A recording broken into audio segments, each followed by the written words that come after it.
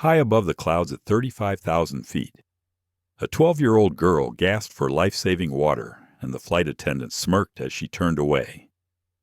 What happens when privilege and prejudice collide in mid-air meets Savannah Blake, the daughter of Darius Blake, majority owner of Orion Airways flying economy, while her billionaire father watches in first class. Completely unaware of her crisis, why did Rebecca Hart ignore a child's desperate pleas? Was it a simple oversight, or something far more sinister? As tension claws at every passenger, one lone doctor and an elderly ally dare to speak up. Can one girl's courage force a powerful corporation to confront its deepest biases? And when a viral video shatters corporate facades, will justice really take flight? Or will entrenched boardroom forces bury the truth? Prepare for a story of systemic discrimination, family loyalty, and the battle between conscience and corporate politics. You won't just hear the drama, you'll feel it in your bones. Hit like, share this video, and subscribe to our channel for an unforgettable journey into the heart of injustice at 35,000 feet. Buckle up, the truth is about to take off at 35,000 feet. The cabin lights of Orion Airways' premium economy deck were dimmed to welcome the evening hush, but 12-year-old Savannah Blake could feel only the fire rising in her throat. A faint rasp escaped her lips as her chest tightened with every breath.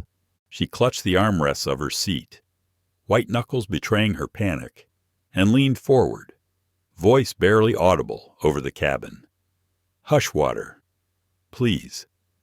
Moments earlier, Savannah Blake had been lost in the wonder of her first transatlantic flight, eyes wide at the glimmer of distant city lights below, anticipation bubbling for the adventures awaiting her in Portovia.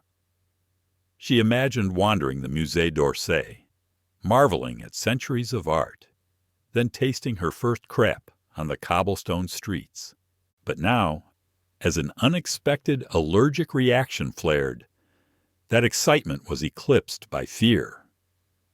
When the beverage cart had come by, she had summoned courage and caught the eye of Rebecca Hart, the senior flight attendant assigned to her section. Rebecca Hart, with 15 years of service etched into her poised posture, smiled at the white businessman across the aisle, pouring him a sparkling water with practiced ease. Then, as Savannah Blake offered her boarding pass and repeated the plea, Rebecca Hart had merely nodded once, lips tightening, and brushed past without a word. The world blurred slightly as panic and pain collided. Savannah's next breath felt like inhaling shards of glass. 2 rows back, a silver-haired woman leaned forward, brow furrowed in concern. But Rebecca Hart marched on, systematically serving the dozen passengers between Savannah and first class, never once returning with the simple cup of water that might save a life. Unbeknownst to Rebecca Hart, in the sanctuary of Orion Airways elite class, Darius Blake watched without recognition. He had chosen to fly under the radar, his sharp features softened by the glow of his laptop screen as he pored over acquisition proposals. He had acquired Orion Airways only 8 months before, sensing the hidden promise in the struggling carrier. Now, at 42, he balanced boardroom conquests with the fierce protectiveness he felt for his only child, Savannah Blake, especially after the loss of his wife, Marina Blake, to cancer years ago. A slight tremor overtook Savannah as the tingling in her throat intensified. She pressed the call button once, twice, only to see Rebecca Hart glance at her illuminated indicator and turn away, muttering under her breath to her colleague, "Children need to learn patience." When she finally strolled over after a third call, her hand lifted lazily to extinguish the light. "This is for emergencies only," she said, voice cold enough to freeze the blood in Savannah's veins. "Not for impatient kids." "Please," Savannah Blake croaked, each word a battle. "Water allergy."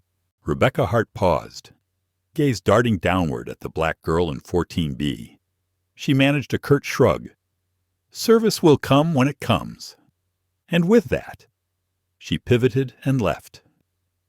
Murmurs rippled through the cabin. A kind-eyed passenger shifted forward. The elderly woman from row 15, now known to Savannah only as a gentle champion, rose to her feet, voice quavering but resolute. That child is struggling. She needs help now. Still. Rebecca Hart offered only a placating smile without compassion. Savannah's vision blurred. Panic clawed at her consciousness. She fumbled in her small backpack for the epinephrine pen she always carried. But without water, she could not swallow her antihistamine pill to slow the reaction. Meanwhile, in elite class, Darius Blake sensed the unrest before any announcement crackled over the intercom. His daughter's call light had finally drawn his attention, and he rose swiftly, heart hammering. Abandoning his laptop, he strode past the curtain, slipping into the hushed chaos of premium economy. Passengers parted as he advanced, realizing only then the identity of the father of the child they'd all watched struggle in stunned silence. Dropping to his knees beside Savannah Blake, Darius first clutched her hand, then reached for the emergency kit as his executive training kicked in. A young doctor, summoned by the urgent hubbub, guided his hand to the epinephrine device. With one precise injection, relief bloomed in Savannah's throat, a brief exhale of triumph as her airway began to open. As life returned to her lungs, Darius Blake stood and surveyed the cabin he now influenced absolutely. His gaze fell on Rebecca Hart, eyes cold with disappointment more than anger. He produced his business card, Darius Blake, Chairman, Orion Airways, and placed it gently into her outstretched hand. Around them, the cabin held its collective breath. Privilege and prejudice had clashed at 35,000 feet, and justice, at last, had taken flight. The hum of conversation in Orion Airways' premium economy cabin fractured as Rebecca Hart reemerged from the galley, arms crossed and posture rigid. Logan Pierce, the newly promoted junior flight supervisor, stood beside her, watching the call light over Savannah Blake's seat blink insistently. Having trouble in standard class, he asked quietly, voice laced with professional courtesy. Rebecca Hart waved one hand dismissively, stepping away from the cart as though swatting an irritating fly. Just an entitled kid making demands, she muttered, eyes flicking toward Julian Brooks, who sat 2 rows back recording the entire exchange surreptitiously. Leaning in conspiratorially, she lowered her voice. You know how they can be. No respect for authority. A flicker of unease passed over Logan Pierce's face. He glanced toward the economy cabin, hesitating, torn between loyalty to his senior crew and the growing sense that something was terribly wrong. He swallowed, then nodded noncommittally and turned back to his coffee urn. But the hush of tension only deepened. Angela Summers, Rebecca Hart's longtime colleague, hovered nearby, discomfort etched in her posture. She had witnessed Rebecca's pattern of favoritism long enough to know it was more than mere rudeness. It was discrimination. In seat 14B, Savannah Blake summoned every ounce of courage left in her trembling frame. She pushed herself to her feet, eyes darting across the cabin until they found Rebecca Hart once more. Please, she whispered, voice cracking. I need help. Then, with the steely clarity of a child forced to adulthood too soon, Savannah asked the question that would echo through social media and boardrooms alike. Is it because I'm black? A stunned silence fell. Passengers exchanged glances, some of disbelief, others of shame, but Rebecca Hart's face contorted in indignation. Her controlled mask slipped as she snapped, "Excuse me. How dare you make such an accusation? You are causing a disturbance on this aircraft, and I will not tolerate it." She advanced toward Savannah, looming over her small frame. "If you continue this behavior, I will have security waiting for you when we land in Portovia." An audible gasp rippled through the rows. In seat 15Z, Evelyn Price unbuckled her belt with surprising speed. "Now see here," she declared, standing even as the seatbelt sign glowed above her. "This child is clearly unwell and asking for water. What possible reason could there be to refuse her?"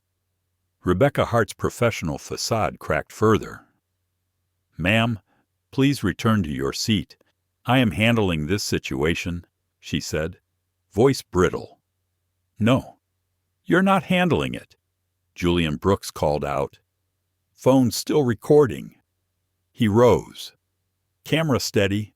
You're making it worse. The girl needs medical attention." A murmur of agreement spread. A suited businessman demanded loudly why the disturbance wasn't being addressed. A pre-med college student volunteered her assessment Savannah was likely experiencing anaphylaxis. Yet Rebecca Hart, brow furrowed, pulled out the cabin phone. She tapped her earpiece. "Captain Clark, this is Hart. We have a disruptive minor in standard class inciting other passengers, requesting security protocol." Her tone, emphasizing minor, felt like torture to anyone listening. By then, Savannah's lips had turned a faint blue. She inhaled shakily, vision dimming, and collapsed into the aisle. Silence gripped the cabin for a heartbeat, then pandemonium. "I can't breathe," she gasped as nearby passengers scrambled. From the back of the crowd, Dr. Ethan Price, a man in his 50s with practiced calm, pushed forward. "Let me through," he commanded, kneeling beside Savannah to check her pulse and airway. He looked up sharply at Rebecca Hart, frozen in place. "This child is having a severe anaphylactic reaction. I need the emergency kit now." Rebecca Hart hesitated, her mind racing with protests about procedure and liability. The stark terror in Savannah's eyes finally shattered her reservations. Before she could speak, Logan Pierce surged forward, urgency overriding protocol. He sprinted to the galley, returning moments later with the red medical kit in his arms. In elite class, Sophia Tran heard the urgent chatter crackling through crew channels. She approached Darius Blake's seat quietly. "Mr. Blake," she whispered, concern etched on her face. "There's a medical emergency with a child in standard class." Without hesitation, Darius Blake closed his laptop. "Show me," he demanded. He darted past the curtain into the economy section, every passenger parting before him. When he saw Savannah Blake lying pale and trembling under Dr. Ethan Price's care, he dropped to his knees. "Savannah," he called, voice breaking. He pressed a hand to her forehead. "I'm here." Moments later, Dr. Ethan Price administered epinephrine from the kit. Savannah's chest rose in a hopeful shudder as relief slowly eased her constriction. Tears sprung to Darius's eyes as he cradled her hand, fear and relief warring in his gaze. He looked up, eyes locking on Rebecca Hart. Her expression had shifted from defensiveness to shame. Darius Blake stood, every inch the commanding chairman. "What happened here?" he asked, voice low but echoing through the hushed rows. "Why wasn't my daughter given assistance when she first showed symptoms?" Rebecca Hart swallowed. "Sir, we responded as soon as we realized the severity." "That's not true," Evelyn Price interrupted, stepping forward. "She begged for water. We all saw it." Julian Brooks held up his phone, voice steady. "I have it all on video." She ignored her while serving everyone else. The cabin erupted in objections, some defending Rebecca, others condemning her. Darius Blake raised a hand, and silence fell. He fixed Rebecca Hart with a steady stare. "My daughter was experiencing a life-threatening allergic reaction," he said slowly. "She was not disruptive. She was fighting for her life." Rebecca Hart looked down at the floor. When she dared meet his eyes again, entire cabin waited on her next words. But before she could speak, Darius Blake retrieved a sleek business card from his suit jacket and slid it into her palm. Darius Blake, Chairman, Orion Airways. A ripple of stunned whispers swept the cabin. All at once, privilege and prejudice collided, and justice, held hostage by indifference, had found its champion. Darius Blake knelt beside his daughter, his tailored suit sharp against the drab gray of the aisle carpet. Dr. Ethan Price hovered at Savannah Blake's side, monitoring the steadying rhythm of her breath. The tension was thick, an electric charge that lingered long after Rebecca Hart had been escorted away. "Are you all right?"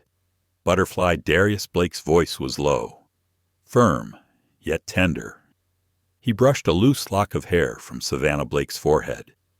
She managed a small nod. Her lips curved in a fragile smile. "Throat still hurts," she whispered, the words rough but relieved. Darius glanced up at the crowd of fellow passengers, the very people who had watched his little girl flounder for water moments before. Their faces were etched with varying degrees of guilt, shame, and sympathy. A few still held their phones, eager to relinquish their role as silent witnesses by transmitting statements to airline investigators. He turned to Logan Pierce, who stood nearby, anxiety playing in the tight line of his mouth. "I want a complete report," Darius said. "Every crew member who had contact with my daughter individually documented." His tone brooked no argument. Logan Pierce nodded vigorously, pulling out a notepad and tapping his pen. Then Darius addressed the cabin at large. "If any of you recorded what happened, or saw something you'd be willing to recount, the airline will be in touch. Your statements could be vital." A ripple of raised hands swept through the row's silent pledges that injustice would not go unchallenged. From the galley entrance, Rebecca Hart reemerged, face pale, eyes rimmed with shame. She approached slowly, shoulders hunched, offering trembling hands. "Mr. Blake, please let me explain," she began, voice quavering. "There were so many demands. So much confusion. I misunderstood your daughter's urgency." Darius Blake raised a steady hand. His eyes, normally so warm, glinted with steely resolve. "Ms. Hart," he said, each syllable measured. "At this moment I am not interested in explanations. My daughter's well-being is my only concern." He turned back to Dr. Ethan Price. "She's stable for now." The doctor straightened. "The epinephrine has done its job. She should be evaluated at a hospital once we land. Anaphylaxis can have a second wave." Darius nodded. "Very well. Ms. Hart is relieved of her duties for the remainder of this flight. She will remain in the crew rest area until we arrive." He gestured to Logan Pierce, who stepped forward to guide Rebecca Hart away.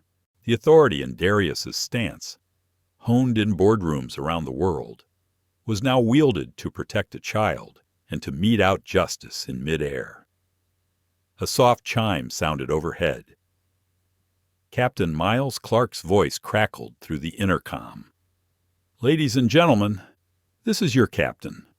We've been informed of a medical situation in the main cabin. Everything under control. Or would you like us to divert?" Darius Blake reached for the cabin phone. "Captain Clark," he said calmly, "this is Darius Blake, Chairman of Orion Airways. The situation is stabilizing, but I must speak with you directly." Moments later, Captain Miles Clark appeared at the curtain, concern etched on his face. He exchanged a few hushed words with Darius and Dr. Ethan Price. We can divert to Frankfurt, he offered, voice low. It would delay our arrival in Portovia by a few hours, but immediate medical care is available. Darius weighed his daughter's pale face against the promise of Parisian hospitals. Finally, he nodded. No diversion. We continue to Portovia, but I want senior crew assigned here for the rest of the flight, and I will remain with my daughter. The captain inclined his head in agreement. As he retreated, passengers exhaled collectively. The power dynamics had shifted utterly. The woman who'd wielded her uniform like a weapon was now distant, unseen, while the man whose child had been nearly lost towered in the aisle. Around Darius Blake and Savannah Blake, a hush of whispered conversations took hold. Cameras tapped into Wi-Fi. Upload bars crept forward. Social media lit up mid-flight with the hashtag #Orion Racism trending faster than any turbulence report, gazing at his daughter's tranquil face. Darius couldn't help but reflect on the irony. Had Savannah been anyone else? Any child without connections, would this cabin have fought so fiercely for her life? He recalled his own childhood in Brookhurst, where microaggressions had followed him like a shadow. Money and success might have softened the blows, but they had never fully shielded him from prejudice. His mind drifted back to single-digit years, when a clerk had whispered to his mother that her boy shouldn't play with certain toys, assuming she wouldn't overhear. Even then, he had learned that worth was often judged by skin, not by character. Now, his little girl was learning the same lesson at 35,000 feet, with no escape hatch. A tremor ran through the cabin as Logan Pierce helped Rebecca Hart into the crew rest area. Her shoulders sagged as the curtain fell behind her. Passengers exchanged looks of triumph and relief. They had collectively witnessed the near-fatal cost of indifference and the power of one family to demand accountability. Darius Blake settled into the vacant seat beside Savannah. He opened his phone, fingers hovering over the screen as he arranged for medical care in Portovia. Hospital staff would meet them at the gate. Every detail had to be perfect, no margin for error. Not when so many had watched. "Dad," Savannah Blake murmured, voice gaining strength. "Will they be okay with everything we're asking?" He smiled gently, brushing her hair back. "They will. Butterfly. Because helping you is the right thing to do. And because Orion Airways will now answer for how they treat every passenger." His words settled around her like a protective cocoon. The cabin crew reorganized quietly, offering to switch seats so they could be side by side. A pre-med student offered to stay close, ensuring Dr. Ethan Price had an extra set of eyes on her vitals. The elderly woman from row 15 approached, smoothing Savannah's blanket. "You are so brave, dear. Never doubt your voice." That voice heard in whispered pleas, recorded on hidden phones, echoed in boardrooms thousands of miles away, had ignited a reckoning. Darius Blake squeezed Savannah's hand. "You did everything right," he assured her. "You spoke up when no one else would." Her eyes met his, tear-bright but resolute. "We'll change things, won't we?" He nodded, one flight at a time. Outside the window, the wings sliced through golden sunlight as Orion Airways soared onward. Below, invisible currents whispered of storms and calm skies alike.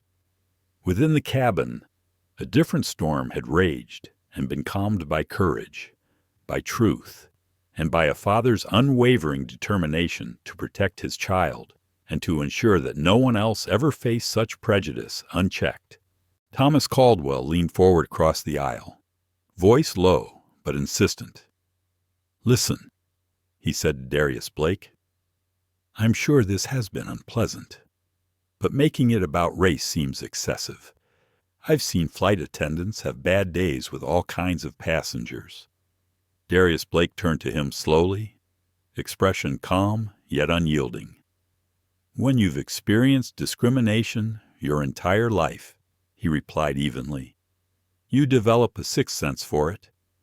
He offered no further explanation, none was needed. Thomas Caldwell straightened in his seat, cheeks reddening, and shifted back, discomfort evident in his posture. Ahead, Captain Miles Clark's quiet voice crackled into the cabin, an urgent call to Orion Airways headquarters in Atlanta. The senior leadership team, led by Benjamin Cole, had been jolted from routine boardroom decisions by news of the unfolding scandal. Within minutes, the video captured by Julian Brooks had gone viral. Its hashtags "Yos Hieros Orion Racism," "No Justice for Savannah," trailing across social feeds like wildfire. Meanwhile, in the crew rest area, Rebecca Hart sat alone on a narrow bench, phone gripped tightly in her hand. She replayed the footage of herself ignoring Savannah Blake's pleas, serving white passengers first, her own easy smile twisting into something harsher. Panic rose in her chest as the damage to her reputation crystallized. A soft knock at the curtain parted her thoughts. Logan Pierce entered, expression tense. "Rebecca," he began, voice low, "I wanted to check on you." She looked up with hope flickering in her eyes. "Logan, you saw what happened. That child was being difficult from the start. You'll back me up." "Right." He hesitated, gaze falling to the carpet. Finally, he sat across from her. "I'll do what I can," he admitted quietly, "but the video doesn't look good. And now that Mr. Blake is involved, my first duty is to the airline." Her breath caught. "What are you saying?" He didn't meet her eyes. "I'm saying we need to be strategic when we land. I'll support you as much as I can." Before he could finish, he slipped from the crew rest, urgency snapping his shoulders forward. Unbeknownst to Rebecca Hart, Logan Pierce had already placed a separate call to HR, distancing himself from her actions and quietly documenting his own attempts to intervene. Back in premium economy, Savannah Blake sat quietly beside her father, processing the trauma. Though her breathing had stabilized, the tremor in her voice remained. Everyone was watching. "Dad," she whispered, "they saw how she treated me, and most did nothing until I collapsed." Darius Blake nodded, eyes heavy with empathy.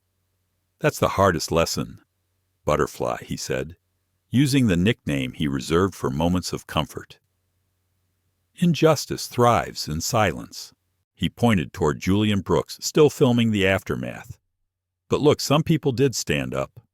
That gentleman recorded everything. The doctor helped immediately, and that elderly passenger challenged her." Savannah Blake managed a small smile.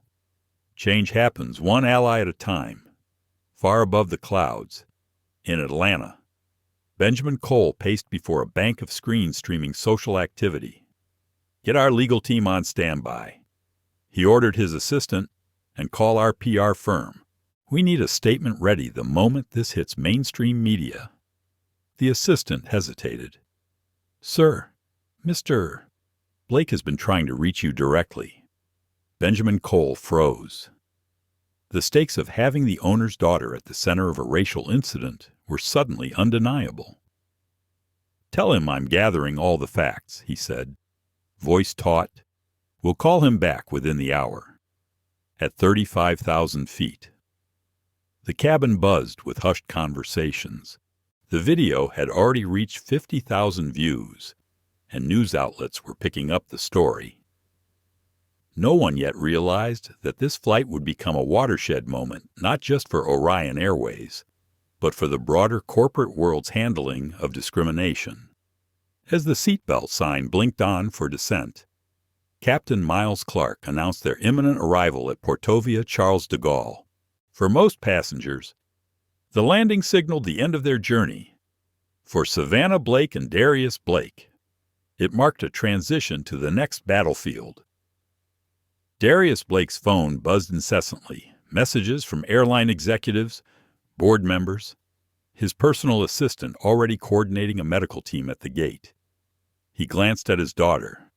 "Ready?" She nodded, gathering her strength. In the crew rest area. Rebecca Hart fumed, her press strategy swirling in her mind. She had convinced Logan Pierce to visit again under the guise of concern. "I've always been professional," she insisted, voice low and urgent. "This is blown out of proportion." She never clearly stated she was having an emergency. He shifted, guilt and ambition wrestling in his gaze. "Videos can be misleading. They don't show the whole story." He conceded, "Your career is tied to this, too." As she watched him leave, Rebecca Hart realized her 15-year career hung by a thread. She had no idea that Logan Pierce had already begun distancing himself, preserving his own reputation. Moments later, 2 other flight attendants slipped quietly to Darius Blake's side. Nicole Yoshida and Oliver Hayes. "Mr. Blake," Nicole Yoshida began, voice soft but firm. "Many of us have witnessed concerning behavior from Rebecca before. Other incidents with passengers of color didn't escalate this far." Oliver Hayes nodded. "We reported it, but nothing happened." Darius Blake studied them, gratitude and resolve mingling in his eyes. "I appreciate your honesty. I'll need formal statements when we land." As the wheels touched down, Savannah Blake demonstrated remarkable composure for a girl who had nearly lost her life. "Dad," she said quietly, "all those people at the gate, do I have to talk to them?" Darius Blake draped an arm around her shoulders. "Absolutely not. Your only job is to get medical attention and then rest." Outside, police and media swarmed the jet bridge. Captain Miles Clark relayed urgent communications authorities would board upon arrival. Darius Blake nodded, steeling himself. The viral video had ignited a PR firestorm. Inside, Rebecca Hart prepared in the crew hotel, plotting her defense unaware that every ally she counted on had already begun to turn. For Savannah Blake, stepping onto the gangway was stepping into a crucible of public attention. Yet she stood tall, hand in hand with her father, ready to face whatever came next. The fight for justice, they both knew, was only beginning. The jet bridge felt unnaturally still as Darius Blake and Savannah Blake stepped into the cool morning light of Portovia Charles de Gaulle. Uniformed French police officers boarded first, flanked by airport officials in crisp jackets. A hush fell across the terminal. The gravity of the incident lingered like a mist. At the front of the cabin, Commander Victor Leclerc introduced himself with measured calm. "Mr. Blake, I am Commander Victor Leclerc of Portovia Aviation Security. We've received reports of a serious incident aboard this aircraft. We need to take statements from all involved parties." Darius Blake inclined his head in acknowledgement. "My primary concern is my daughter's health," he replied. "She suffered a severe allergic reaction that was exacerbated by the negligence of your staff member." As if on cue, Dr. Catherine Miles, leading the medical team Darius had arranged, stepped forward. She and her colleagues bore the insignia of Portovia Medical Center, instruments and charts in hand, ready to whisk Savannah away for further evaluation. Commander Victor Leclerc offered a curt nod. "We can take your statements at the hospital if needed. However, we must also speak with the flight attendant in question." A tense moment followed as Rebecca Hart was escorted from the crew rest area by uniformed security. The sight of police cameras glinting through the jet bridge windows and the cold stares of her colleagues finally broke through her professional facade. She lifted her chin defiantly, steeling herself for what she must say next. Approaching Commander Victor Leclerc, Rebecca Hart drew a slow breath. "Commander," she began, voice trembling only slightly, "I am Rebecca Hart, the flight attendant in question. "There has been a misunderstanding grossly exaggerated." Before the commander could respond, she continued, her tone rising defensively. "I've been a dedicated employee for 15 years, with an exemplary record. I followed all protocols today." Darius Blake watched her performance with a cold, analytical gaze. He had seen this kind of deflection countless times in boardrooms, people unwilling to admit their mistakes even when faced with irrefutable evidence. As passengers filed out of the cabin under police direction, many paused to offer their support for Savannah Blake. Evelyn Price, the elderly woman who had first spoken up on the flight, squeezed Savannah's hand. "You were very brave, dear. Very brave indeed." A few steps away, Julian Brooks approached Darius. "I've preserved the original video and uploaded it to secure cloud storage," he said quietly. "Your legal team can access it any time." Darius Blake felt warmth spring in his chest at this simple act of solidarity. "Thank you," he said, voice thick. "It matters more than you know." As Darius and Savannah made their way toward the waiting medical team, Rebecca Hart gathered herself for one last appeal. "Mr. Blake," she called out, voice echoing in the hushed terminal. "This is completely unfair. Your daughter was being disruptive and making false accusations against me. This is reverse racism. You're using your power to threaten my job because of your own prejudice." The terminal fell silent at the audacity of her claim. Darius Blake paused, turning to face her.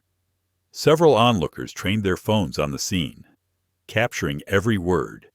"Miss Hart," Darius said calmly, "the evidence speaks for itself. This isn't about power or privilege. It's about basic human decency and doing your job without bias." He gestured toward the exit. "I suggest you save your statements for the formal investigation ahead." With that, he guided Savannah Blake into the ambulance from Portovia Medical Center. Rebecca Hart was escorted to a private room for questioning by French authorities. Her face, once a mask of indignation, now betrayed her fear. Inside the hospital, doctors ran a battery of tests on Savannah Blake. They administered additional medication to prevent a biphasic response and recommended overnight observation as a precaution. Darius Blake sat vigil at her bedside, laptop open as he managed the unfolding crisis remotely, yet refusing to leave her side. "How are the tweets looking?" Savannah Blake asked, her raspy voice threaded with curiosity. Darius Blake tapped a few keys, then glanced up with a small smile. "They're trending in 17 countries, he replied honestly, "and there's a new one gaining traction." Savannah. Strong. Savannah Blake considered this. Are people believing her or me? He squeezed her hand gently. The video speaks for itself. Butterfly. But in situations like this, people often see what they want to see. That's why systemic change is so much harder than firing one person. On his screen, Darius saw Orion Airways stock price sliding in real time, down nearly 8% in 4 hours. His phone buzzed again.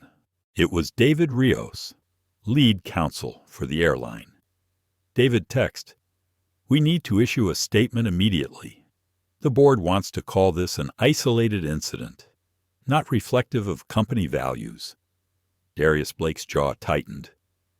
He typed back, "That boilerplate response won't cut it. Prepare a statement acknowledging the incident and announcing a full investigation not just into this case, but into our entire complaint handling process." Within minutes, a news alert flashed across his screen. Rebecca Hart had granted an exclusive interview to a conservative news outlet, portraying herself as the victim of cancel culture and corporate politics. "I've served all passengers with professionalism for 15 years, she said through tears. This wealthy executive is using his power to destroy my career because his daughter didn't get special treatment." A sympathetic nod from the interviewer followed. "So you're saying this has nothing to do with race?" "Absolutely not," Rebecca Hart insisted, dabbing her eyes. "If anything, I'm being discriminated against now because I'm white. They're making an example of me to appear progressive." Darius Blake closed the video with disgust. He had seen this playbook before. Deny deflect, then claim reverse discrimination. His phone buzzed again with a text from his assistant. Logan Pierce just gave a statement to the press, distancing himself and claiming he tried to intervene. Betrayal pressed in from all sides, but his focus remained on Savannah. In the hospital room, Dr. Catherine Miles sat with Savannah and Darius, guiding them through a brief counseling session. "You kept thinking, if I ask nicely, they'll help me," Savannah Blake said softly. "But nothing I did mattered because of how she saw me." Dr. Catherine Miles nodded gravely. "That's a heavy realization for someone your age. How are you feeling now?" Savannah Blake paused thoughtfully. "Sad, angry, but mostly determined. Dad always says, we can't control how people treat us, only how we respond." Outside, journalists from around the globe had assembled at the hospital entrance, drawn by a story that combined race, class, corporate power, and the drama of injustice captured on video. Celebrity actress Simone Hayward tweeted, "What happened to Savannah Blake happens to black children every day without cameras rolling. This time there's proof." Orion Racism, a prominent civil rights attorney, Jordan Fields, offered pro bono representation to the Blakes if they chose legal action. Back at Orion Airways headquarters in Atlanta, Benjamin Cole convened an emergency crisis meeting. Despite the late hour, senior executives filed in one by one, their expressions tense. The team had split into two camps, those demanding Rebecca Hart's immediate termination as a sacrificial act to the public, and those warning of legal fallout if due process was rushed. "We need a PR strategy now," one executive insisted, voice edged with panic. Benjamin Cole raised a hand. "First, we must understand the full scope of the issue. This is not just a matter of one attendant's conduct. It's about our systems and culture." He turned to his legal counsel. "Draft an immediate statement acknowledging the incident, committing to transparency and systemic review. No platitudes, no deflections." The counsel swallowed, nodding, understood. As dawn broke over Portovia, Darius Blake remained at his daughter's side. Together, they had weathered a storm of prejudice, silence, and shifting loyalties, yet the quiet heroism of strangers Julian Brooks recording the initial neglect, Evelyn Price speaking up, Dr. Catherine Miles saving a life offered a glimpse of hope. Savannah Blake closed her eyes, exhaustion finally catching up with her. Darius Blake leaned down and kissed her forehead. "Get some rest, butterfly," he whispered. She drifted to sleep, secure in the knowledge that a reckoning had begun, one that would stretch far beyond a single flight. And when she awoke, the world might just be ready to listen. Inside the gleaming conference room at Orion Airways headquarters, the board members gathered around a polished mahogany table. The late morning sunlight streamed through floor-to-ceiling windows, illuminating the tension that hung in the air. At the head of the table, Darius Blake regarded his colleagues with a solemn gravity. His inner circle executives who had once welcomed his vision with open arms now exchanged uneasy glances. On his right, Benjamin Cole, Senior Vice President of Operations, pushed black-rimmed glasses higher on his nose. He cleared his throat, voice measured and deliberate. "We must adhere to proper procedures," Benjamin Cole urged. "Terminating Rebecca Hart without due process exposes us to wrongful termination claims. We need a thorough review before taking action." A sharp rap on the table interrupted him. Charlotte Nguyen, Chief Marketing Officer, slammed her palm down for emphasis. "Every minute we don't act decisively, our brand takes another hit," she insisted, tone edged with impatience. "The video has amassed 12 million views in 6 hours. Consumers are demanding accountability. Silence or stalling will only fuel the fire." Across the table, Darius Blake listened, weighing each perspective. As a seasoned entrepreneur, he understood legal nuance and the importance of corporate governance. Yet as a father, his heart ached for his daughter's suffering, and as a black man who had navigated prejudice his entire life, he recognized that a national conversation was underway, one that could reshape how the airline addressed systemic discrimination. His phone vibrated. He glanced down to see Imani Carter, the newly appointed Chief Diversity Officer, calling. She had been largely ornamental until now, but her role was about to become pivotal. Excusing himself, he answered. "Darius," Imani Carter said without preamble, voice urgent. "I've been reviewing our discrimination complaint records. It's far worse than we thought. There's a clear pattern of dismissing or downplaying reports, especially those from passengers of color." Her words stung, though he had braced himself for bad news. "Send me everything you have," he replied firmly. "This isn't just about Rebecca Hart's conduct any longer." Back at Portovia Medical Center, Savannah Blake slept beneath crisp white sheets, her breathing steady, but by the time her father returned to his suite, he was already immersed in emails and memos. His mind, always restless, raced with strategies to transform Orion Airways from within. Meanwhile, at the Orion Airways Crew Hotel in Portovia, Rebecca Hart sat across a plush armchair from Oliver Kane, a board member who had long expressed skepticism about Darius Blake's leadership. He offered her a lifeline of support words she eagerly clung to.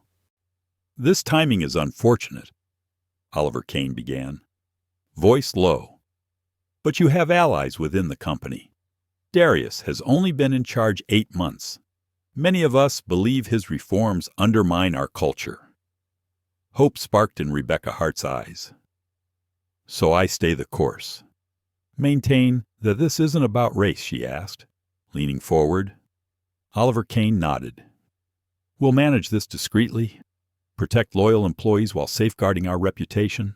Unbeknownst to Rebecca, he was recording their conversation, amassing evidence to shield himself should the scandal deepen. Hours later, however, in Darius Blake's Paris hotel suite, he made a decisive shift. Instead of reacting to Rebecca Hart's media appearances, he focused squarely on systemic reform. He began drafting a comprehensive plan, a complete overhaul of the airline's complaint handling processes, mandatory bias training, and a transparent review board. He worked through the night while Savannah Blake rested, unaware that boardroom machinations had already begun.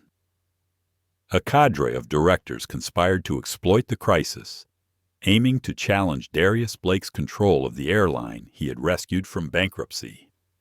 At dawn, the morning news cycle delivered fresh blows.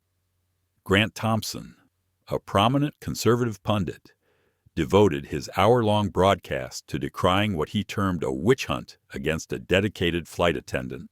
"What we're witnessing," Grant Thompson declared to millions of viewers, "is the weaponization of race by the wealthy and powerful. A billionaire CEO using his influence to destroy a working-class woman's 15-year career over a supposed service misunderstanding." He convened workplace experts who questioned whether Savannah had clearly communicated her medical emergency, or if Darius was exploiting the incident to divert attention from Orion Airways' financial woes. From the adjacent room, Imani Carter watched live tweets scroll across the screen, some supportive, others vitriolic. She exchanged a grim look with Darius. "They're gaslighting the public," he muttered to his chief of staff, Vanessa Chin, who had flown in overnight. "It's the standard playbook." She agreed. "But we have something they don't, the truth, and a platform to share it." Before departing Paris, Darius granted a single interview to a respected international journalist. He steered the discussion away from Rebecca Hart's individual failings and toward systemic accountability. "This incident," he articulated, "reveals failures at multiple levels. My focus now is ensuring that no passenger, regardless of race or background, ever experiences what my daughter did." Within hours, his words rippled across social and traditional media, reshaping the narrative. Analysts praised his strategic pivot to policy change, and some investors viewed his candor as a sign of strong leadership. As Darius Blake's private jet touched down in Atlanta, he headed straight to Orion Airways headquarters, where the board was already assembled. The room crackled with tension when he entered. Oliver Kane rose first, tone conciliatory. "Darius, we all agree this situation was unfortunate." Another board member, Victoria Palmer, nodded. "However, your public statements risk admitting corporate liability before our legal team completes its review." Darius Blake scanned the room, noting which directors aligned with caution and which seemed eager for decisive action. "I appreciate your concerns, Oliver and Victoria," he began evenly. "But I'm not here to debate whether we have a problem. The evidence is irrefutable. I'm here to outline how we will fix it." At his signal, aides distributed tablets loaded with a report compiled by Imani Carter's team. The document detailed 63 formal discrimination complaints in the past 2 years, 80% dismissed without thorough investigation, with 40% involving the same 10 employees, Rebecca Hart among them. As directors scrolled through the damning data, a hush descended. Darius pressed on. "I've assembled a task force to overhaul our hiring, training, and complaint resolution processes. We will implement a zero-tolerance policy for discriminatory behavior, effective immediately." Oliver Kane cleared his throat. "These initiatives are admirable, but they represent significant operational changes requiring board approval, and regarding Rebecca Hart, terminating her without due process could expose us to legal action." Darius Blake shook his head. "I'm not suggesting we bypass due process. I'm insisting that we actually follow it for once, rather than bury complaints as we have in the past." Murmurs rippled as Victoria Palmer spoke up Darius. "While I support addressing these issues, your personal involvement presents a conflict of interest. Perhaps you should recuse yourself from decisions related to this incident." His expression remained calm but firm. "Victoria, my daughter's experience brought these systemic problems to light, but the data shows they extend far beyond one case. Would you suggest I recuse myself from addressing all 63 incidents in this report?" Before she could answer, Darius Blake's phone buzzed with an alert breaking board member, Oliver Kane, implicated in discrimination cover-up. Heads snapped to their screens. A whistleblower had leaked emails revealing that Oliver Kane had personally intervened to shield Rebecca Hart from disciplinary action after prior bias complaints. One message stated, "These types of complaints damage morale and rarely amount to anything. Handle quietly." Oliver Kane's face flushed. "This is a breach of confidentiality," he stammered. Taken out of context, Darius met his gaze. "Context is why we need a full audit of all discrimination complaints, how they were handled, and by whom." The boardroom erupted into heated discussion as alliances shifted. Some members demanded to identify the whistleblower. Others distanced themselves from Oliver Kane. Darius Blake let the clamor subside before speaking again. "I do not see this as a PR problem, but a moral imperative. Those unwilling to embrace accountability have no place in this company's future. Silence fell. One by one, directors nodded in agreement, recognizing that Orion Airways stood at a crossroads.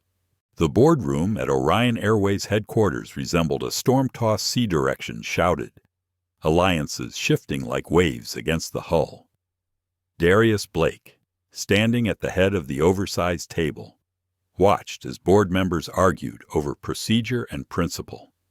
The screen behind him flickered with streaming headlines, Orion racism trending worldwide, justice for Savannah, and a stark statistic 12 million views in 6 hours. When the cacophony peaked, Darius Blake raised both hands. The room fell silent. His gaze swept across familiar faces, executives whose loyalty he had earned, now divided by fear and self-interest. "Ladies and gentlemen," he began, voice calm but edged with steel, "let me be clear. Some of you see this as a PR problem to manage. I see it as a moral failing that nearly cost my daughter her life and has harmed countless other passengers." He buttoned his suit jacket in a gesture of finality. "I did not save this airline from bankruptcy 8 months ago to watch it destroy itself from within. Those who cannot embrace a culture of accountability and respect have no place in our future." Uncomfortable shuffling followed. Oliver Kane, who had positioned himself as an ally to Rebecca Hart, shifted in his chair. Benjamin Cole cleared his throat, and Charlotte Nguyen tapped her pen anxiously against her notepad. Outside, in Portovia, Rebecca Hart received a terse call from Human Resources. She was suspended pending investigation. Her union representative, finally delivering sober advice, warned her to avoid media appearances. But fueled by Grant Thompson's earlier supportive segment and Oliver Kane's whispered assurances, Rebecca Hart refused to retreat. Late that night, she scheduled a press conference for the following morning at the temporary Orion Crew Hotel. Her prepared statement cast her as a scapegoat of corporate politics, painting herself as a dedicated flight attendant vilified by a powerful CEO. What Rebecca Hart didn't know was that, behind the scenes, 3 other flight attendants, Nicole Yoshida, Oliver Hayes, and another crew member had come forward with accounts of her discriminatory behavior toward passengers of color. Their written statements awaited legal review at headquarters. Meanwhile, Savannah Blake recovered at her family home in Brookhurst, cocooned by heartfelt messages from strangers worldwide. Children her age shared their experiences under the hashtag #WhySavannahTaughtMe, launching a movement against everyday discrimination. That evening, Darius Blake returned home, exhaustion written on his face. In the family room, Savannah Blake sat curled on the sofa, scrolling through messages of support on her tablet. "Dad," she asked, looking up with wide eyes, "what's going to happen to that flight attendant?" Darius sat beside her, considering how to explain the complexity of justice. "The company will conduct a proper investigation," he began. "But the real question is what will happen to the system that allowed her behavior to go unchecked for so long?" Savannah Blake nodded, absorbing his words. "I've been thinking about something you always say about your business strategy." She tilted her head inquisitively. "What was that again?" He smiled with pride. "That real change doesn't come from removing one bad apple. It comes from examining why the bad apple wasn't caught earlier." Her expression brightened. "That's exactly right. This fight is bigger than just one person." Neither of them realized that. Even as they spoke, board members aligned with Oliver Kane were finalizing a plan to dilute Darius Blake's controlling interest in the airline, an audacious attempt to force his hand before his reforms could take hold. Back at headquarters, Benjamin Cole convened a special session of the Finance Committee. "We need to stabilize the company after these market losses," he argued. "Reducing Darius Blake's shares is our best option." But Amani Carter and Vanessa Chen, having worked through the night with legal counsel, drafted alternative proposals. One, a public commitment to the new accountability framework. Another, incentives tied to diversity metrics. Their aim was to secure investor confidence without sacrificing Darius Blake's leadership. At dawn, the airline's YouTube channel posted a direct address from Darius Blake, filmed the previous evening. He spoke not as a CEO desperate to stem losses, but as a parent and leader committed to systemic change. The incident aboard our flight was not an isolated mistake by one employee. It reflected a broader cultural failure. Today, I announced the Orion Accountability Initiative mandatory bias training, transparent complaint investigations overseen by an independent review board, and zero tolerance for discriminatory behavior. We will audit every complaint filed in the last 5 years and report our findings publicly. The video resonated. Within hours, investors expressed renewed confidence, praising his decisive commitment. Social media shifted from calls for his ouster to support for his plan. Mid-morning, Darius Blake arrived at the emergency board meeting. The tension was palpable as he entered the room. Oliver Kane rose first, tone measured. "We agree, change is necessary, but we must protect the company's stability." Darius Blake nodded. "I understand. That's why I propose these reforms be implemented gradually over 6 months, with clear milestones and oversight. We will not gamble with our future." Then Darius distributed folders, detailed audits prepared by Sarah Okafor, a data analyst whose network mapping had revealed an unusually high concentration of dismissed complaints routed through Oliver Kane's department. The evidence was indisputable systemic suppression of discrimination claims. Board members rifled through the documents, faces growing somber.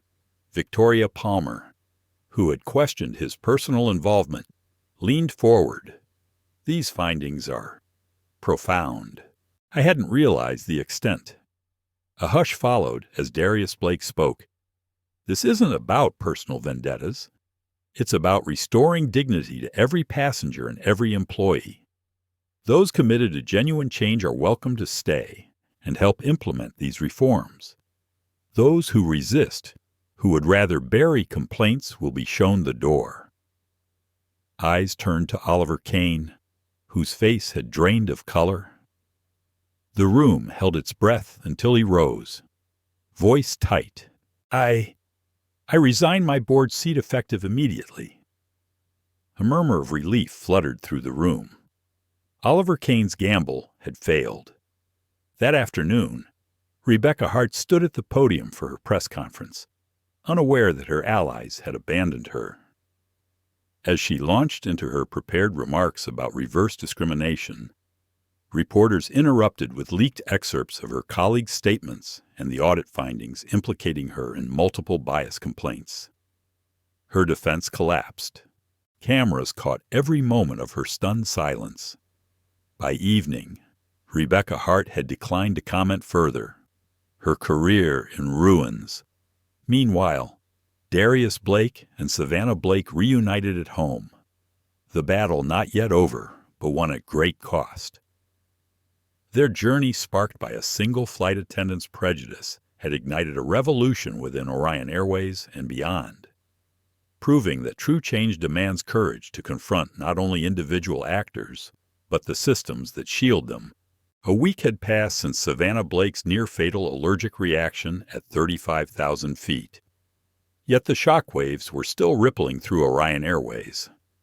Back at her middle school, Savannah Blake sat at a cafeteria table with her best friend, Maya Lou, discussing the fallout. "Your dad is pretty smart," Maya Lou said, voice low in the crowded room. Savannah Blake nodded, tracing a finger through her smoothie. "Yeah, Dad agreed," she replied softly. "But it still hurts." Across town, in the solemn quiet of the Orion Airways Crisis War Room, Darius Blake watched as Amani Carter and Sarah Okafor pored over spreadsheets of complaint records dating back 5 years. Each line represented a passenger grievance, a whispered insult, a denied request, an uninvestigated report, often from travelers of color. Darius Blake felt a familiar ache as he recognized the pattern: systemically buried complaints, personnel files scrubbed clean at successive management levels. Sarah Okafor tapped her screen, bringing up a private email exchange between Oliver Kane and 4 other board members. On the projection, scrawled in corporate memos, Oliver Kane had written, "Darius's diversity obsession will destroy what made this airline great. Handle these complaints quietly until we can restore proper leadership." Anger and vindication warred in Darius Blake's chest. "This," he said quietly, pointing at the emails, "explains why Rebecca Hart felt untouchable."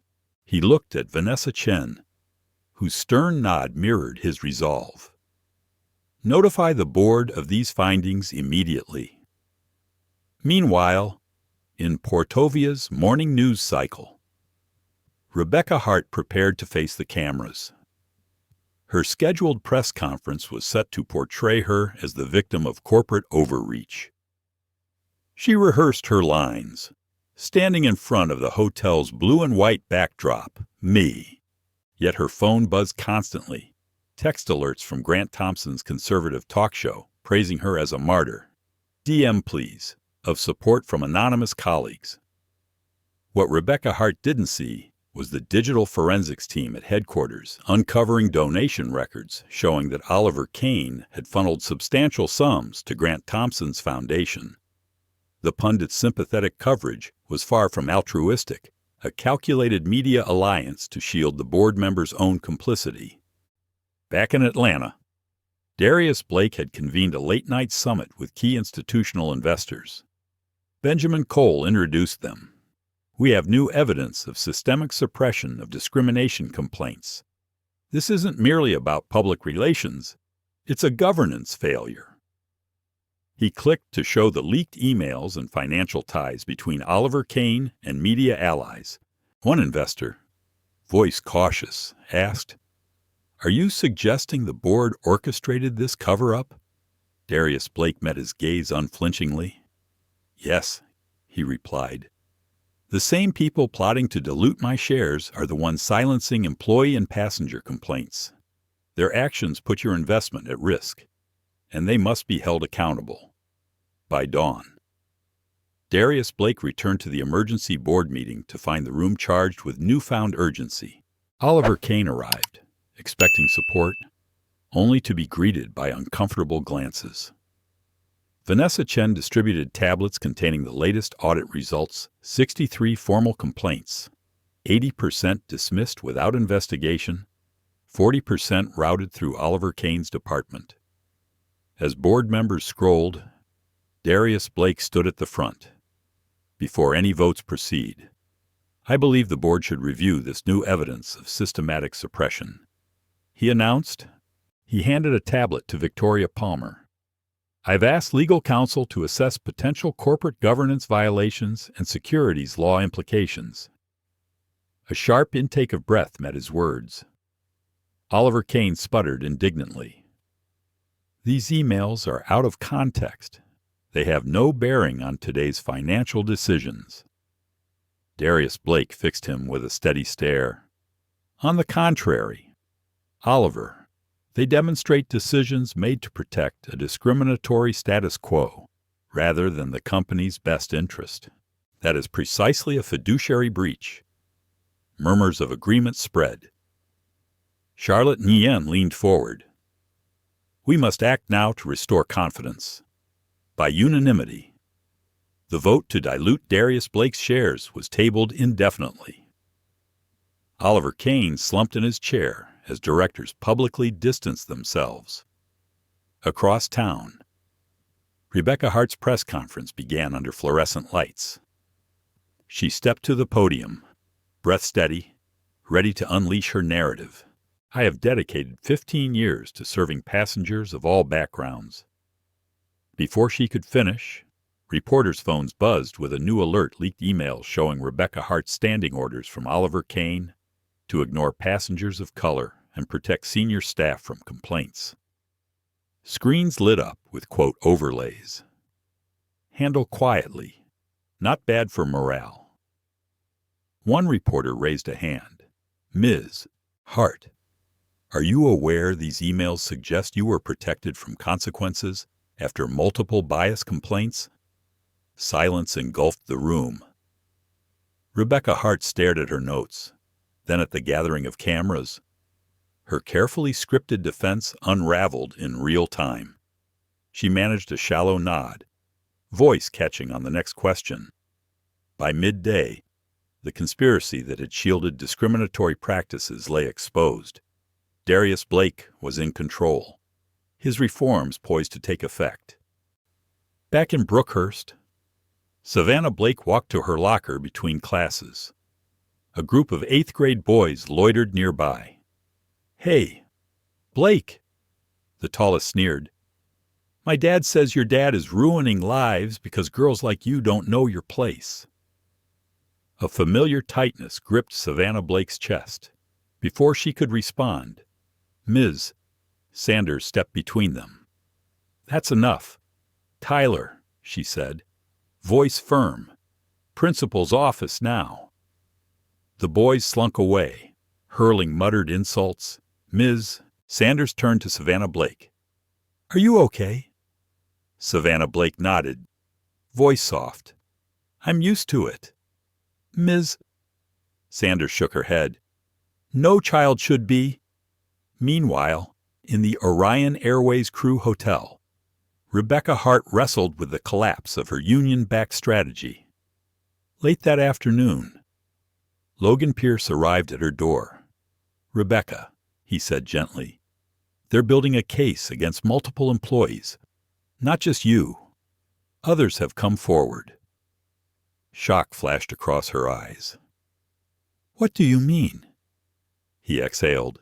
3 attendants gave statements about past incidents.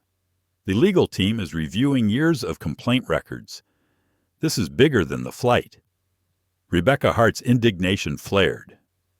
They're throwing me under the bus. Logan Pierce's voice was soft but resolute. I can't be part of that anymore. I recorded our conversation for HR. Your own words protected me. She stared at him, betrayal and disbelief warring on her face. Why, she whispered. He met her gaze. Because I saw the video. Rebecca, I saw what really happened and I couldn't stay silent. Then he turned and walked away, leaving her alone in her unraveling world.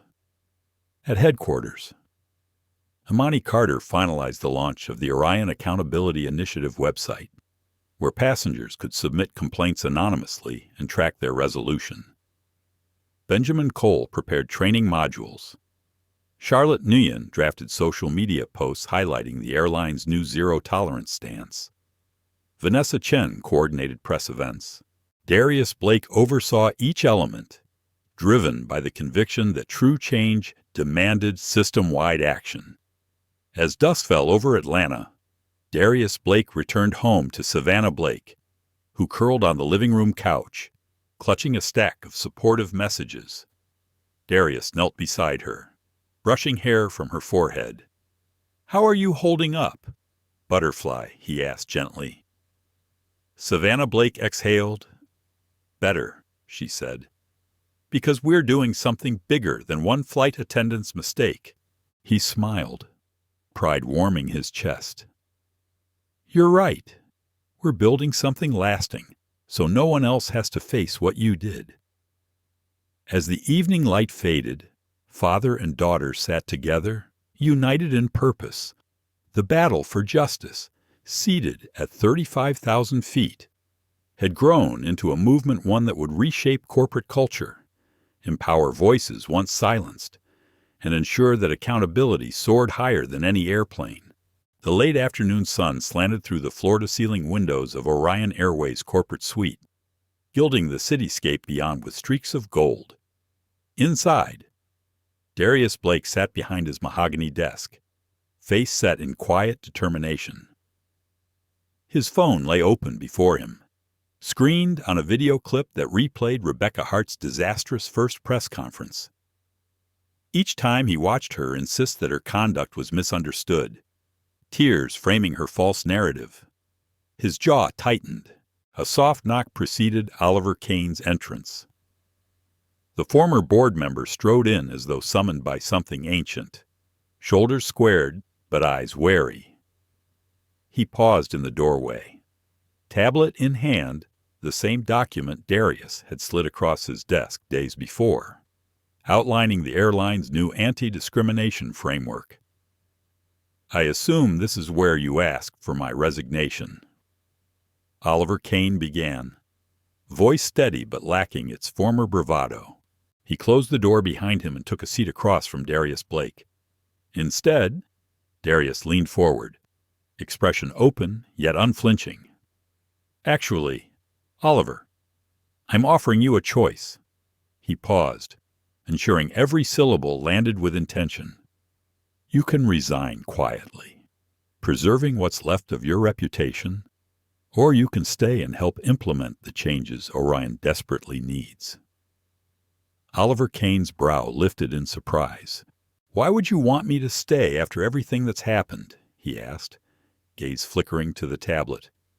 "Because transformation is more powerful when it includes former opponents," Darius Blake explained. He tapped the tablet. "Your institutional knowledge is valuable, even if your recent decisions were not. This," he continued, voice softening, "is bigger than any one person. If you can champion this framework publicly and with integrity, you are welcome. If not, resignation may be the better path."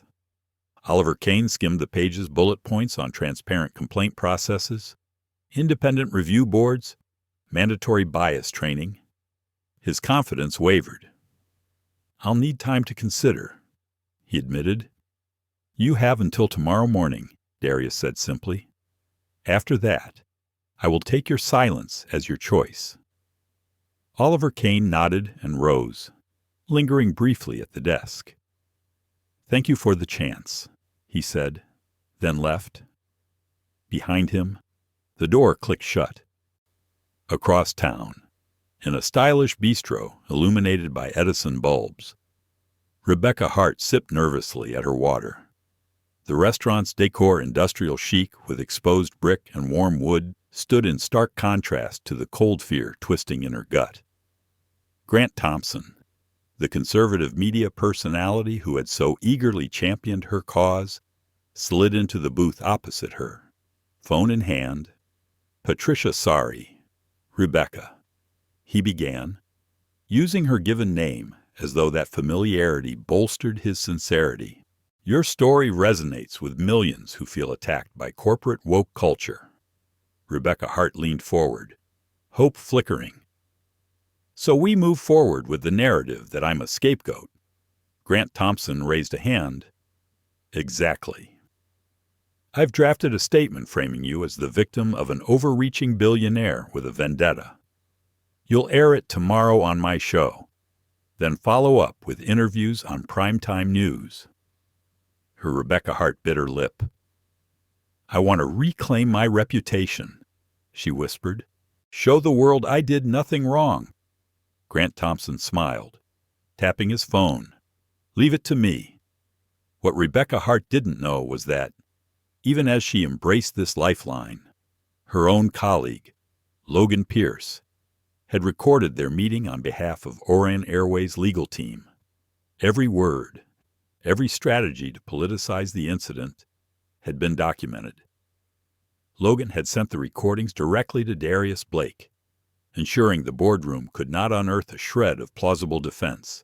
That evening, Darius Blake found his daughter nestled in the family library, pages of history books splayed across her lap, the tall bookshelves lined with tomes on civil rights, social movements, and biographies of changemakers cast long shadows in the lamplight.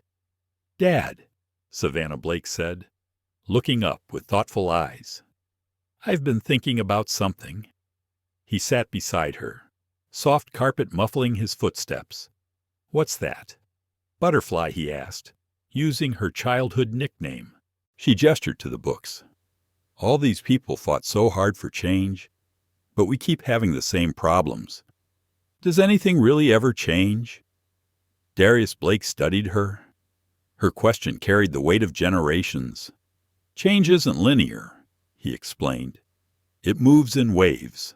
Sometimes we make great strides, then face backlash, then push forward again. But yes, things do change slowly, imperfectly. But they do."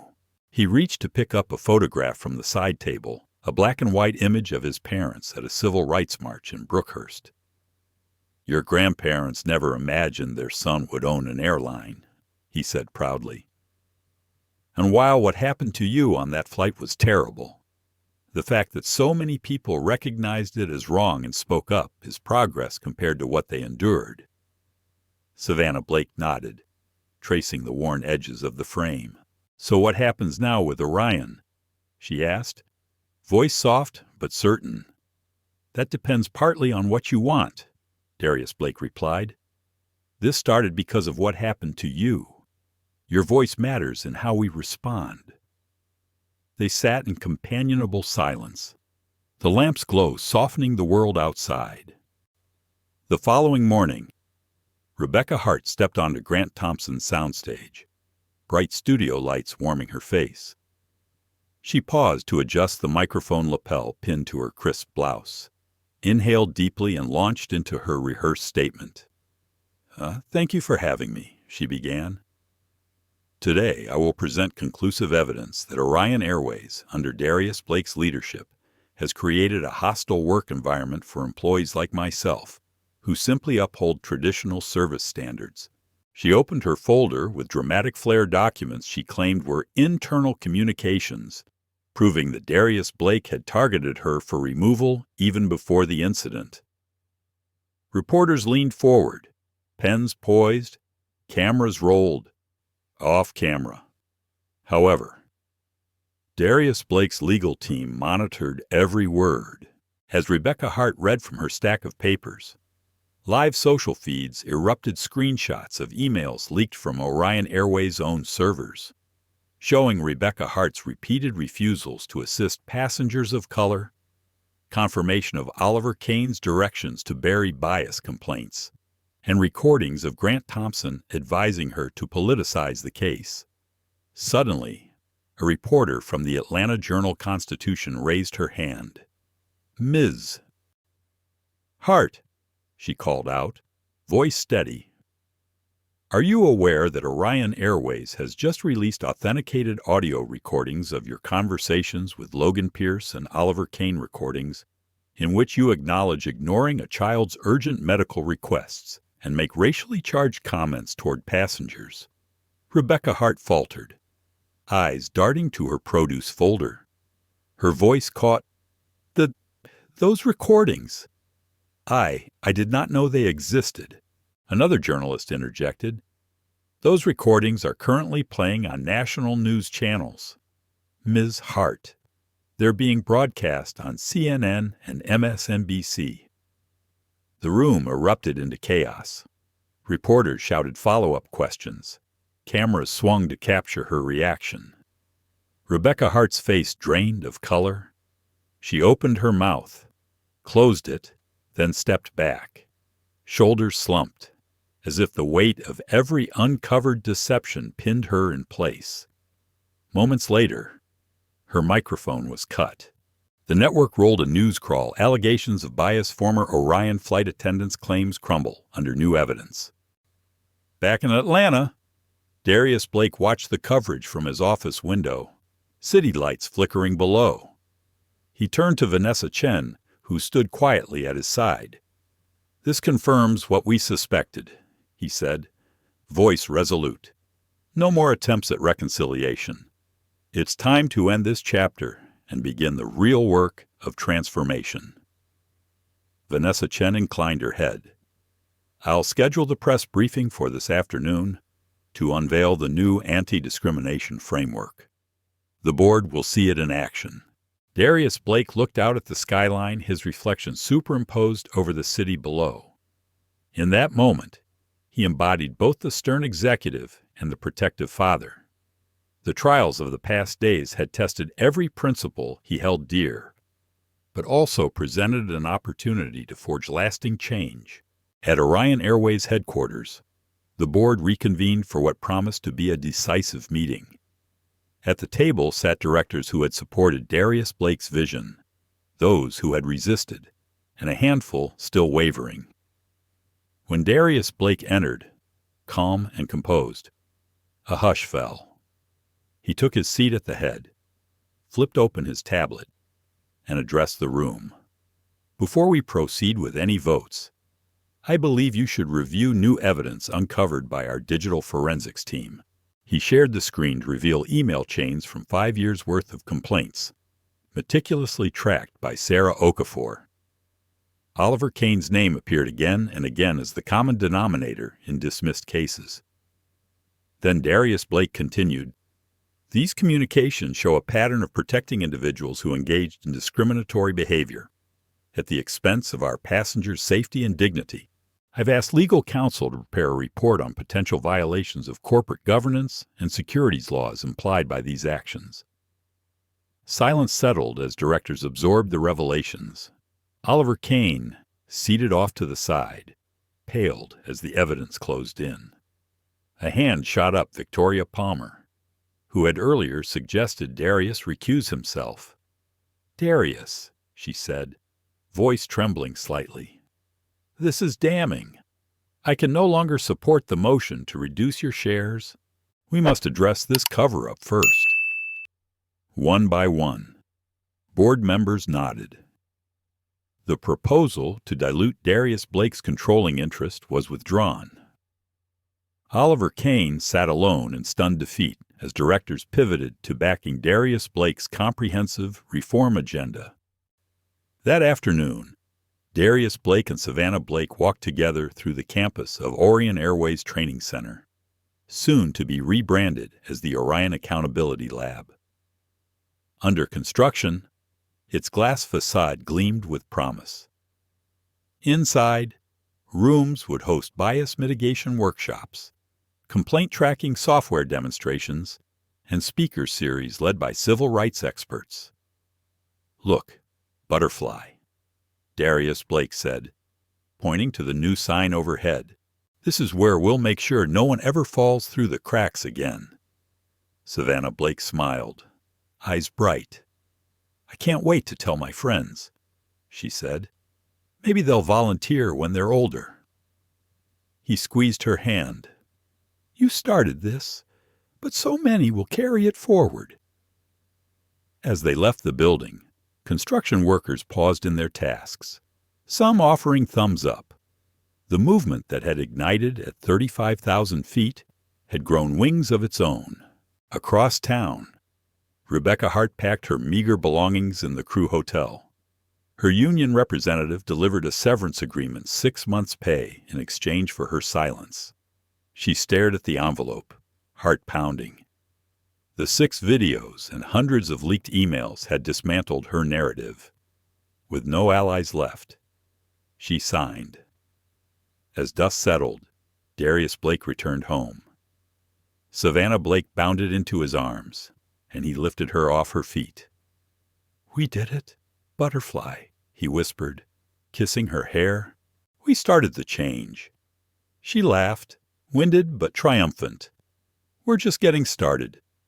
Together." They looked out the window at the night-lit runway at the foot of their driveway. Somewhere beyond, an Orion Airways jet prepared for takeoff.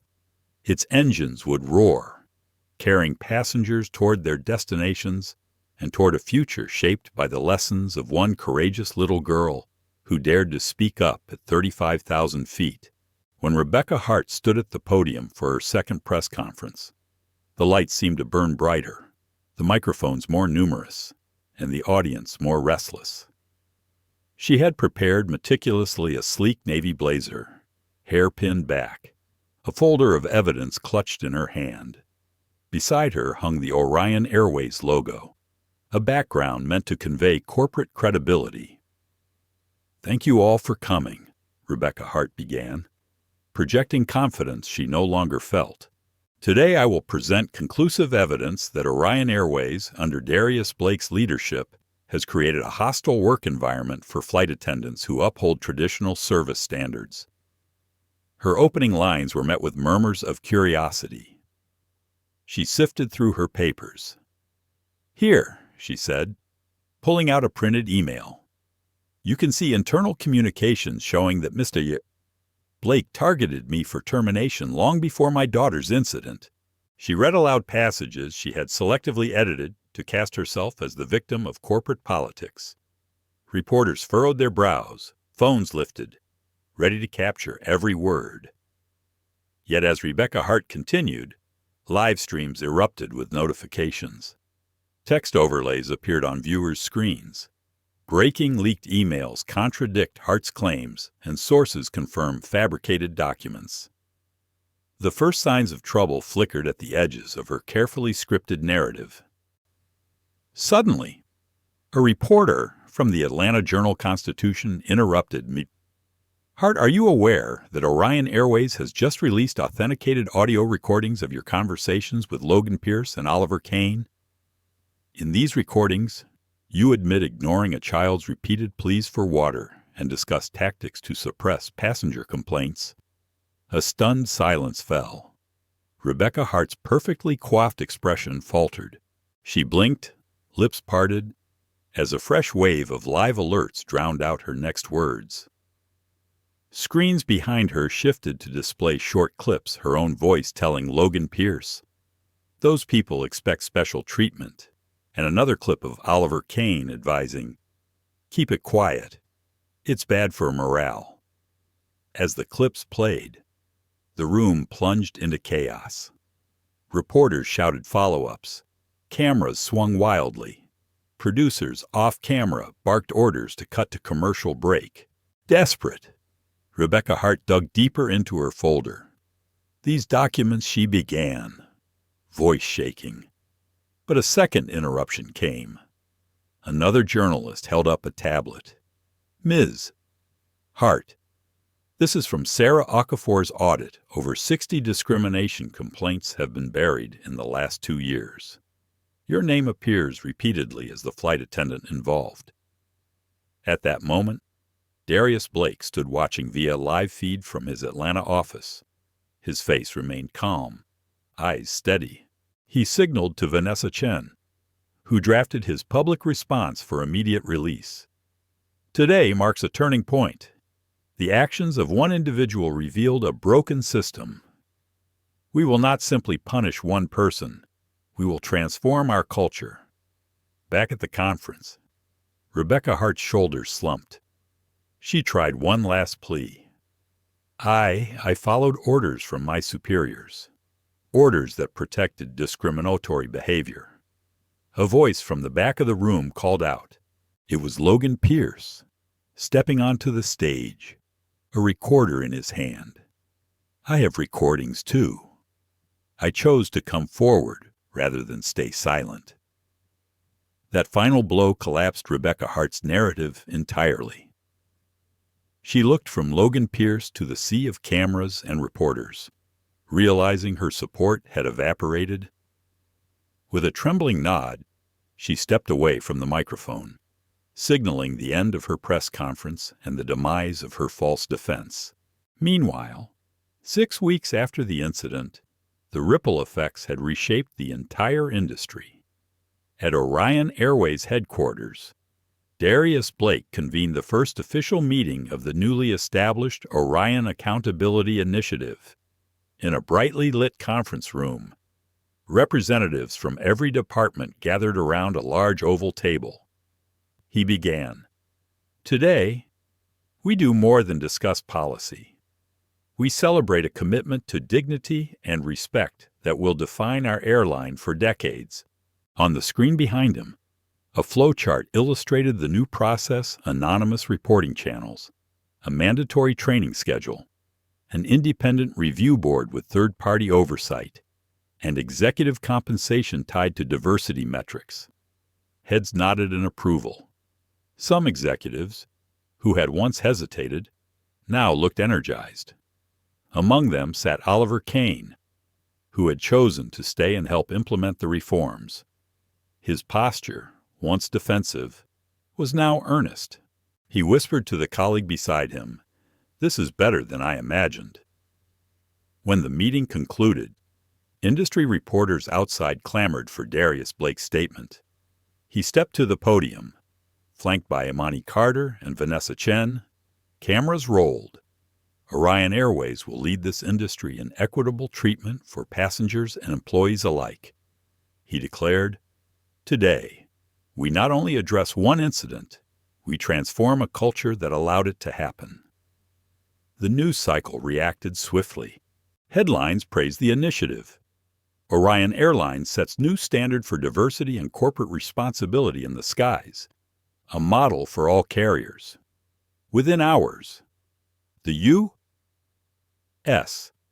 Department of Transportation announced a broad investigation into airline discrimination complaints, citing Orion's actions as the catalyst.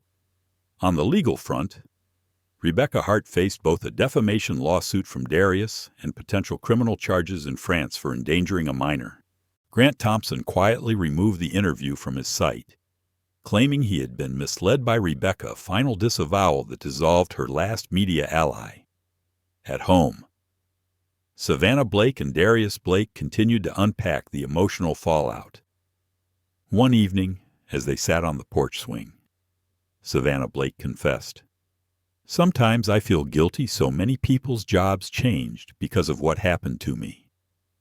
Darius squeezed her hand. "The changes were necessary. Butterfly. They would have come eventually. You just gave us the spark."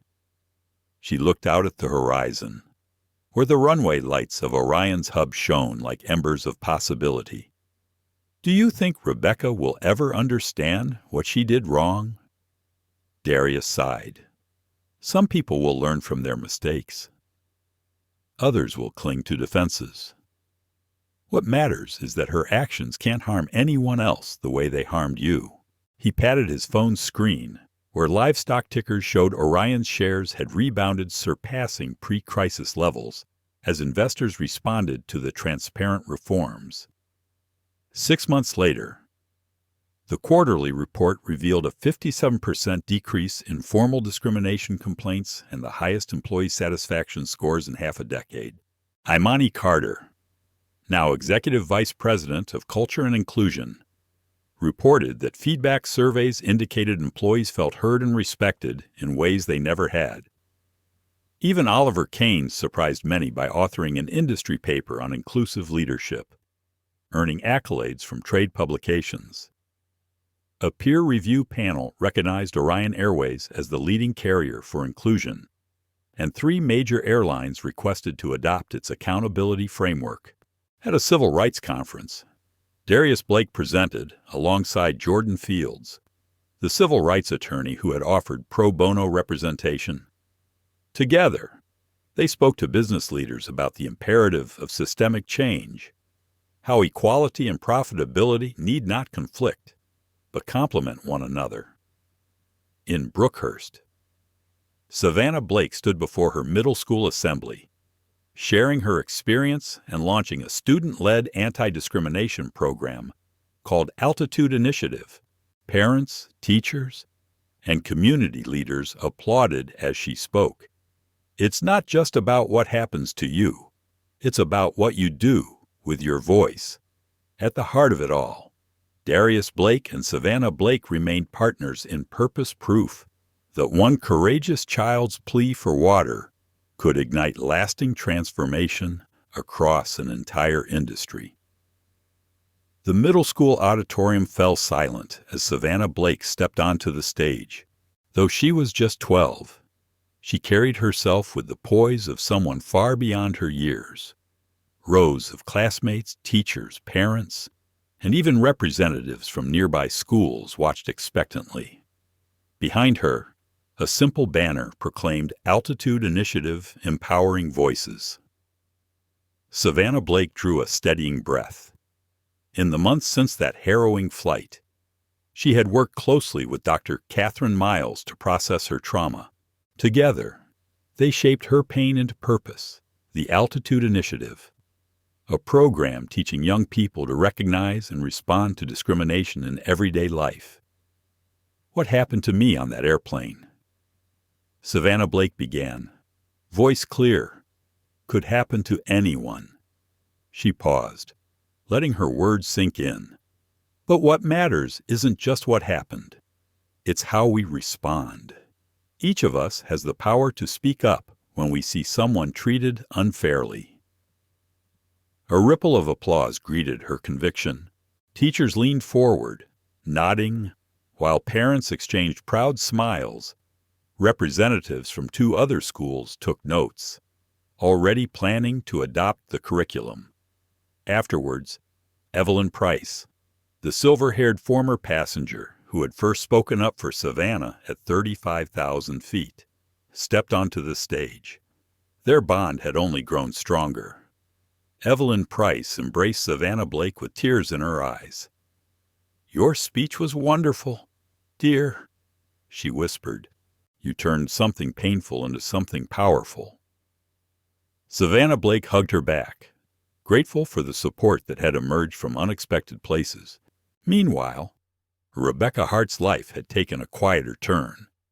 After losing her defamation countersuit and facing crippling legal fees, she retreated from public view. The criminal charges in France were resolved with a suspended sentence and mandated community service, on the condition she complete bias education programming.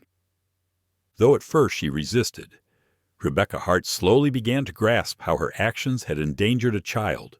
Back at Orion Airways, Logan Pierce, once the junior supervisor, found unexpected purpose. Demoted but not defeated, he volunteered to lead training sessions for flight supervisors on recognizing and addressing discriminatory behavior before it escalated. "I stood by once when I should have spoken up," he often began. "Now I'm here to make sure none of you make the same mistake." The incident aboard Orion Airways 477 had forced the entire airline industry to confront its record on discrimination. The U.S. Department of Transportation launched an investigation into complaint handling practices at all major carriers, citing Orion's transformation as a catalyst for federal guidelines on protecting passenger rights. At a congressional hearing, Darius Blake testified alongside Jordan Fields, the civil rights attorney who had offered pro bono representation to the Blakes.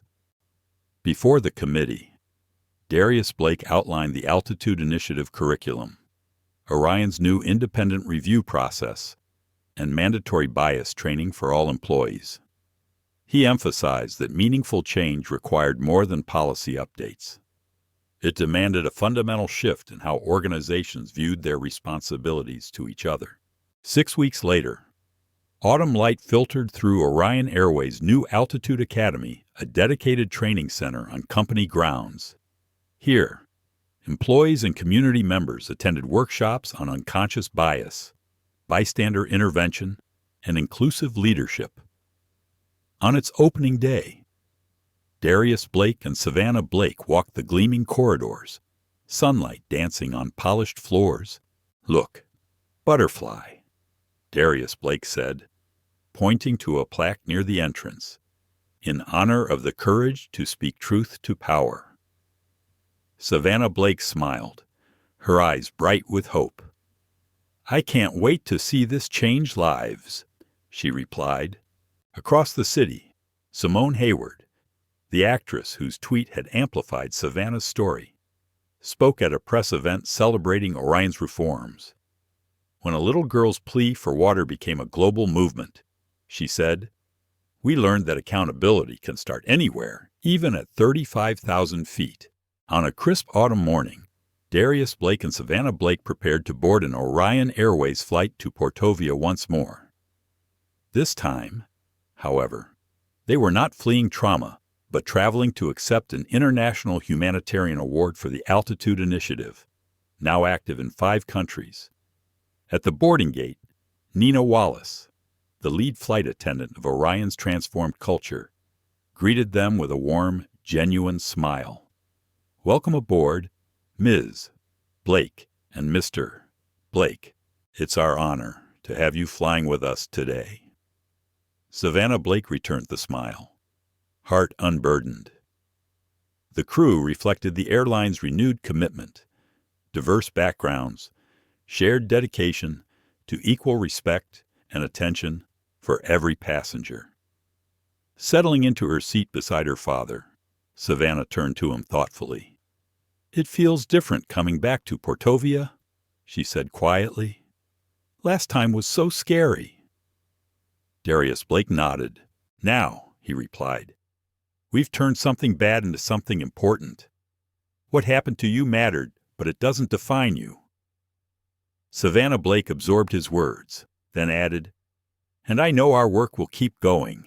As the airplane climbed into the clear blue sky, Darius Blake reflected on the past 6 months' journey from near tragedy to transformative change.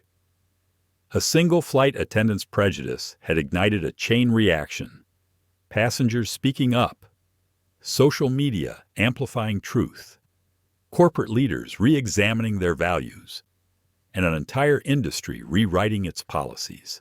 But the true measure of success lay not in metrics or headlines, but in the restoration of Savannah Blake's security and dignity, and in the knowledge that countless others would never face discrimination unchecked.